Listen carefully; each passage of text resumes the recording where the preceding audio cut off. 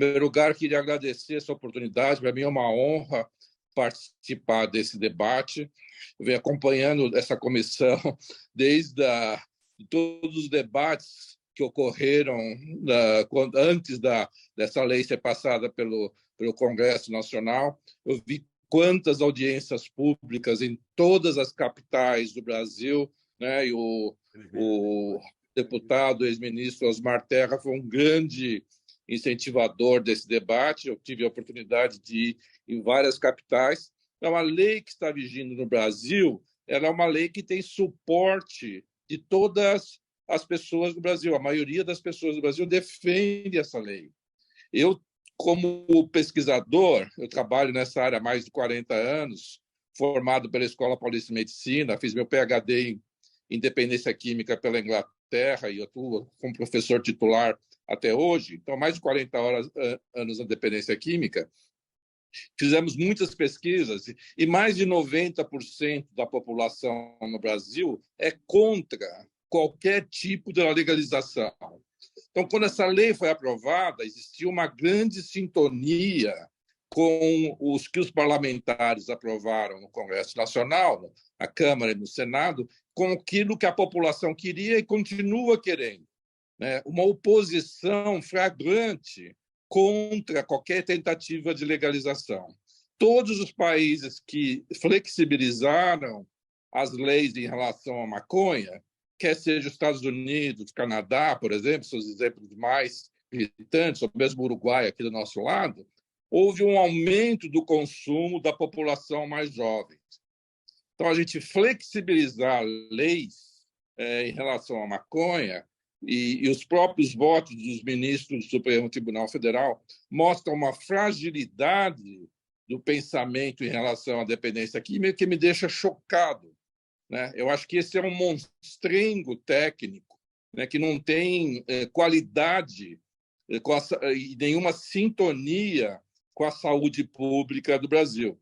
Então, será um dia muito triste se o Supremo Tribunal Federal, sem consistência, sem sintonia com a população brasileira, aprovar uma mudança substancial do acesso às drogas de todos os nossos jovens e que vai facilitar o acesso a drogas e o mercado de droga ilícita no Brasil, não só da maconha, de todas as drogas, né?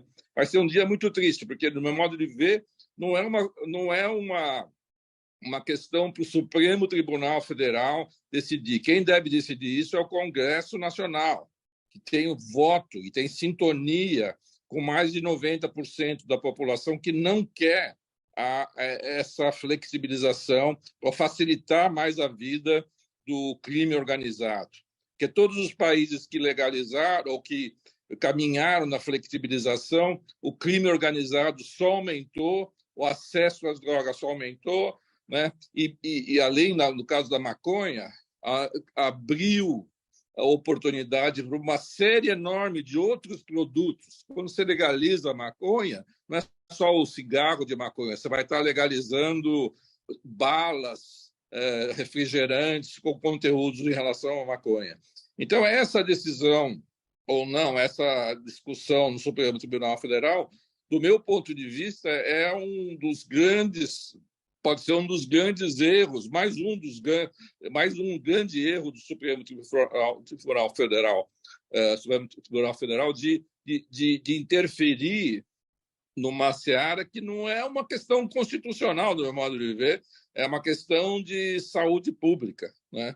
E eu gostaria de salientar, né, com toda a experiência que eu possa ter, técnica e de clínica, né, quer dizer, o Conselho Federal de Medicina, a Associação Brasileira de Psiquiatria, já se posicionou tecnicamente falando do flagelo da dependência química, mas isso pode piorar substancialmente quando nós sinalizarmos, não só para os nossos jovens, sinalizarmos para o crime organizado que não será mais crime a porte de alguma quantidade de drogas no seu bolso.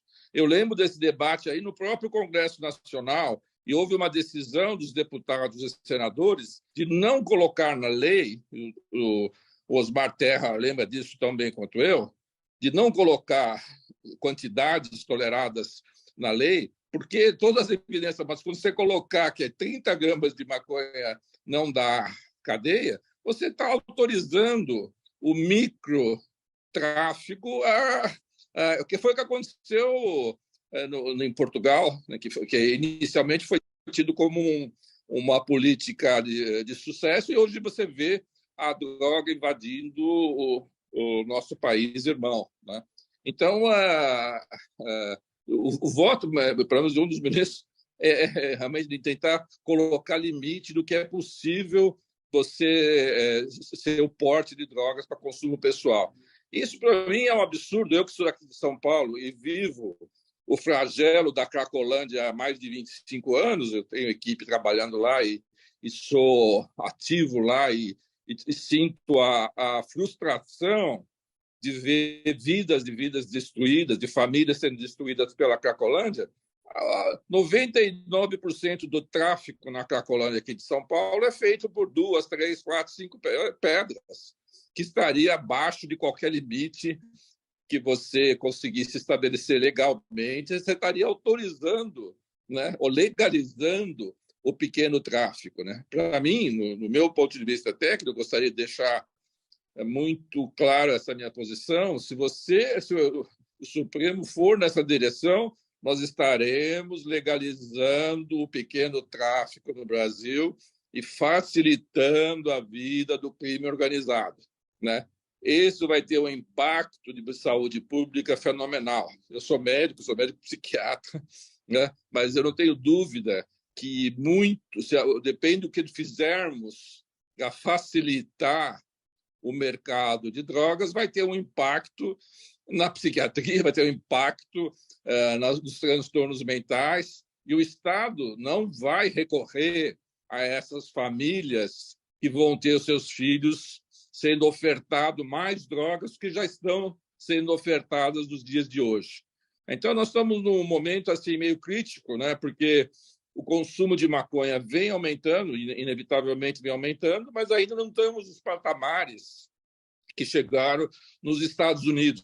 Atualmente, nos Estados Unidos, 25% da população jovem é usuária de maconha, né? Então, se você vê, desde que houve esse processo de legalização progressiva nos Estados Unidos, o consumo só aumentou. O consumo aumentou, principalmente da população mais jovem.